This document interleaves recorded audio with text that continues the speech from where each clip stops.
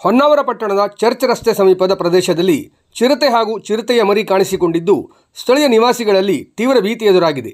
ಈ ಹಿನ್ನೆಲೆಯಲ್ಲಿ ಸಾರ್ವಜನಿಕರ ಸುರಕ್ಷತೆಗಾಗಿ ಸೂಕ್ತ ಕ್ರಮ ಕೈಗೊಳ್ಳಬೇಕೆಂದು ಕಾರ್ವಿ ಸಮಾಜದ 10 ಸಮಸ್ತರ ಸಂಘಟನೆಯು ಸೇರಿ ಅರಣ್ಯ ಇಲಾಖೆಗೆ ಲಿಖಿತ ಮನವಿ ಸಲ್ಲಿಸಿದ್ದಾರೆ. ಚಿರತೆ ಪ್ರತ್ಯಕ್ಷ ಆಗಿರುವುದು ಚರ್ಚ್ ರಸ್ತೆಯಲ್ಲಿರುವ ನಾರಾಯಣ ಮೇಸ್ತ ಅವರ ಮನೆಯ ಹಿಂಭಾಗದಲ್ಲಿ ದಟ್ಟವಾದ ಗಿಡಗಂಟಿಗಳು ಹಾಗೂ ಸಣ್ಣ ಕಾಡಿನ ಪ್ರದೇಶವಿದೆ. ಜೂನ್ 10 ಮತ್ತು ಜೂನ್ 19ರಂದು ಬೆಳಗ್ಗೆ ಸುಮಾರು 8 ಗಂಟೆಯ ಅವಧಿಯಲ್ಲಿ ಈ ಭಾಗದಲ್ಲಿ ಚಿರತೆ ಮತ್ತು ಅದರ ಮರಿ ಸಾರ್ವಜನಿಕರಿಗೆ ಕಾಣಿಸಿಕೊಂಡಿದೆ ಎನ್ನಲಾಗಿದೆ. ಈ ರಸ್ತೆಯಲ್ಲಿ ಪ್ರತಿನಿತ್ಯ ಮಹಿಳೆಯರು, ಶಾಲಾ ಮಕ್ಕಳು ಹಾಗೂ ಹಿರಿಯ ನಾಗರಿಕರು ಹೆಚ್ಚಿನ ಸಂಖ್ಯೆಯಲ್ಲಿ ಸಂಚರಿಸುತ್ತಾರೆ. ಜನನಿಬಿಡ ಪ್ರದೇಶದ ಹತ್ತಿರವೇ ಚಿರತೆಗಳು ಬೀಡು ಬಿಟ್ಟಿರುವುದರಿಂದ ಸಾರ್ವಜನಿಕರ ಜೀವ ಹಾಗೂ ಸಾಕುಪ್ರಾಣಿಗಳಿಗೆ ಆಪತ್ತು ಎದುರಾಗುವ ಸಾಧ್ಯತೆ ದಟ್ಟವಾಗಿದೆ ಎಂದು ನಿವಾಸಿಗಳು ಆತಂಕ ವ್ಯಕ್ತಪಡಿಸಿದ್ದಾರೆ. ಅರಣ್ಯ ಇಲಾಖೆ ಅಧಿಕಾರಿಗಳು ತಕ್ಷಣವೇ ಸ್ಥಳಕ್ಕೆ ಭೇಟಿ ನೀಡಿ ಪರಿಶೀಲನೆ ನಡೆಸಬೇಕು.